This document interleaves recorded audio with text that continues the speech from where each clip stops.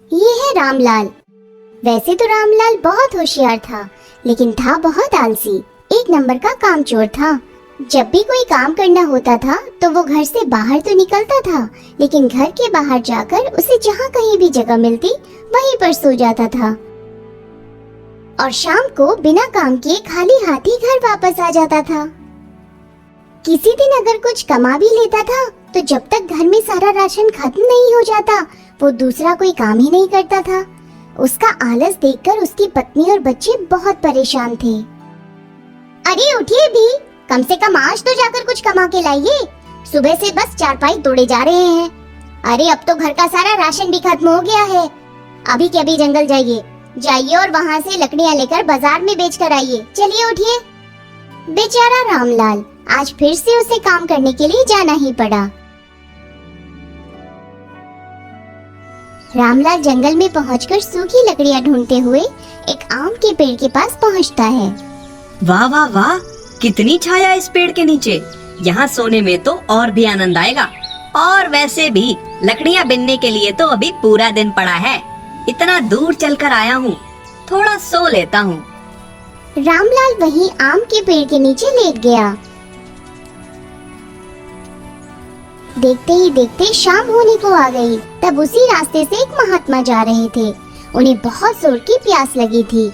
महात्मा ने बहुत ढूंढा, लेकिन उन्हें आसपास पानी नजर नहीं आया। आगे चलने पर उन्होंने पेड़ के नीचे सो रहे रामलाल को देखा। रामलाल के मुंह पर मक्खियां भिनभिनाई जा रही थी, लेकिन वो भी कहाँ हिलने वाला था। चल कर देखता हूँ, शायद वहाँ उस व्यक्ति के पास पानी मिल जाए। भाई, आप कौन हैं? और इस तरह अकेले यहाँ इस घने जंगल में लेटे क्यों हुए हैं? अब तो थोड़ी देर में अंधेरा भी होने वाला है। रामलाल इतना आलसी था कि महात्मा को देखकर भी वो लेटा ही रहा और कहने लगा, महात्मा जी प्रणाम। महात्मा जी, आप अपना काम बताइए और यहाँ से चलते बनिए। हमें आराम करने दीजिए। बड़ा ही विचित्र है ये आदमी। भाई, हमें क्षमा करिएगा, लेकिन हमें बहुत जोर से प्यास लगी है। आपको देखा तो सोचा कि पानी के लिए आपसे पूछ लूं। अगर पानी मिल जाता तो आपका हम पर बहुत बड़ा उपकार होगा। उपकार परोपकार कुछ नहीं, आप बस हमारे ऊपर से उड़ रही मक्खियाँ भगा दीजिए और वहाँ थैली में पानी है, पी लीजिए और हमें आराम करने दीजिए। परेशान मत कीजिए। बड़ा आलसी आदमी है, अपने ऊपर भिनभिना रही मक्खियों को भी नहीं भगा रहा है। खैर, मुझे उससे क्या। महात्मा ने रामलाल के ऊपर उड़ रही मक्खियों को भगा दिया और पानी पीकर प्यास बुझाई। भाई, तुमने मेरी प्यास बुझाकर मेरी जान बचाई है। अगर तुम्हें कुछ चाहिए तो मांग लो, हम तुम्हें दे देंगे। महाराज, अगर आपने पानी पी लिया हो तो अब कृपा करके यहाँ से जाइए, हमें आराम करने दीजिए। इतना कहकर रामलाल फिर वहीं लेट गया। महात्मा जी को रामलाल की बातें बहुत अजीब लगी और वो वहाँ से चले गए।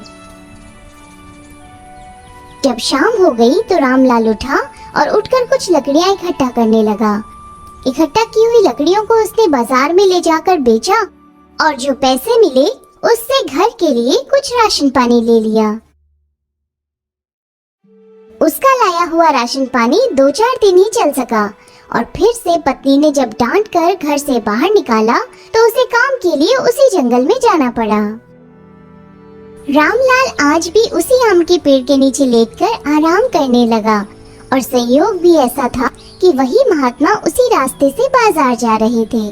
उन्होंने देखा कि वो आदमी फिर वहीं लेटा है और उसका मुंह एक कुत्ता चाट रहा है।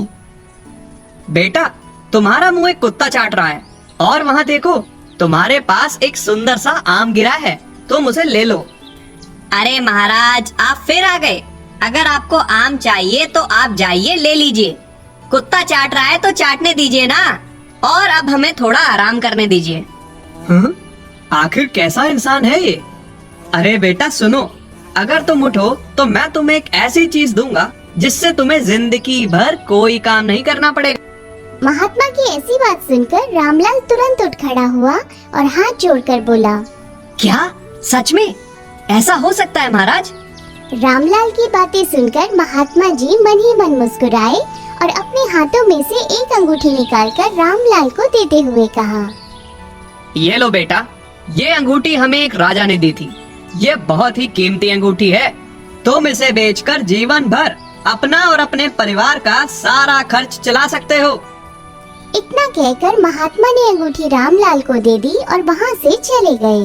अंगूठी मिलने के बाद रामलाल खुशी के मारे पागल हो रहा था।